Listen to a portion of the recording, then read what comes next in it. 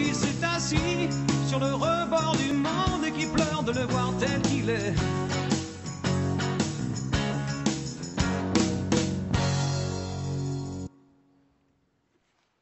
Voilà, c'est un des chanteurs qui n'était pas dimanche dernier au concert qui s'est donné ici, qui avait rassemblé plusieurs chanteurs français.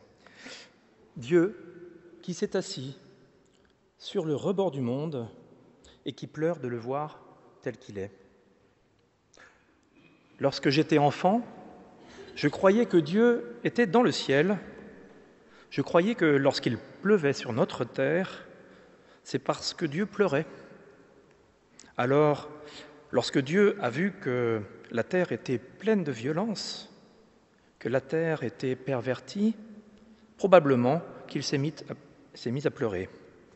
à pleurer beaucoup trop, et le déluge s'est déversé sur la planète. Il a pleuré d'entendre les hommes se battre, pleuré de sentir l'odeur du sang et de la mort, pleuré de voir les moissons dévastées, pleurer d'entendre les cris du sol et les appels des hommes. Mais nous le savons, lorsque la douleur est trop grande, il n'y a plus de larmes. La souffrance de Dieu fut si grande qu'il a fait une promesse. Le monde ne sera plus jamais détruit. Il a déposé les armes en un festival de couleurs, un arc en ciel pour enchanter le regard de l'homme, un arc pour lui annoncer l'harmonie possible, un arc déposé qui dit à l'homme « Je t'aime » avec tes limites et tes infirmités. Dans sa douceur, Dieu a envoyé des prophètes. Il a fait parler et chanter les sages. Mais le quotidien a repris et l'homme a continué à faire ce qui était mauvais aux yeux du Seigneur, oracle du Seigneur. Aujourd'hui, je cherche Dieu dans notre monde et j'aimerais encore croire que ces pleurs annoncent la pluie. Car combien cette eau est devenue l'élément essentiel à la survie de notre planète bleue, en proie à l'insalubrité, au gaspillage, à la désertification. Mais l'eau est également ce qui perd le monde. Dérèglements climatiques, tempêtes tropicales au nord et au sud, torrents de boue, orages dévastateurs, ravinements, sécheresse. L'eau qui manque à la terre et à l'humanité, l'eau, symbole de vie, est devenue celui de l'inégalité, de la séparation. Plus de la moitié des humains ne peuvent ouvrir un robinet et assouvir leur soif sans danger.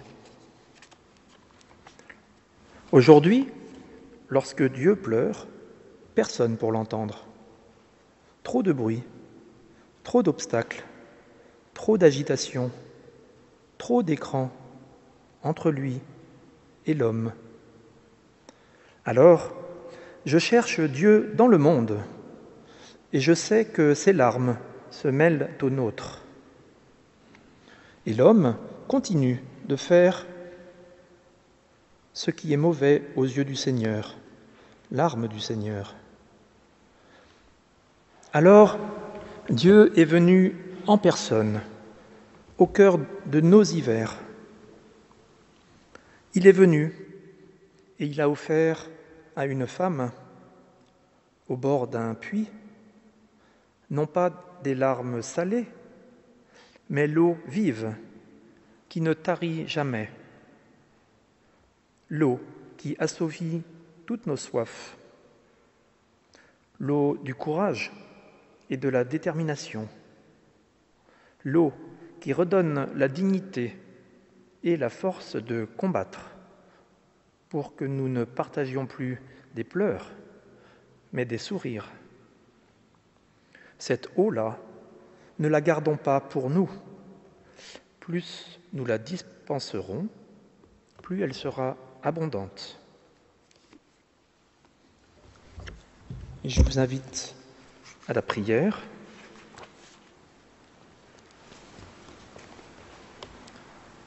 Seigneur, ils vont leur chemin, ces garçons et ces filles, comme tes disciples vers Emmaüs. Tu m'as mis sur leur route. Donne-moi de les rejoindre, comme tu m'as rejoint dans mon histoire, respectant les méandres, les déviances de ma vie. Apprends-moi non seulement à les voir, mais à les regarder. Ces visages chiffonnés, lisses, ou ceux dont le sourire dit le cœur, ces yeux vides, fuyants, ou ce regard pétillant d'étoiles.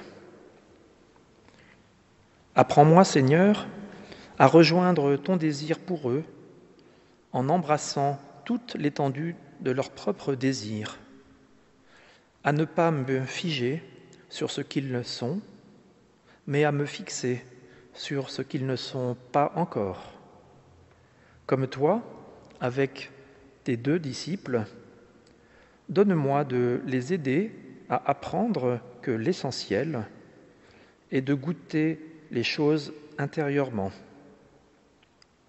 Apprends-moi, envers eux, l'infinie patience que tu nous portes déjà. Que je sache leur dire, comme toi si souvent, « Lève-toi et marche ». Que je puisse les inviter à incliner leur cœur vers cet autre qui les habite déjà. Amen.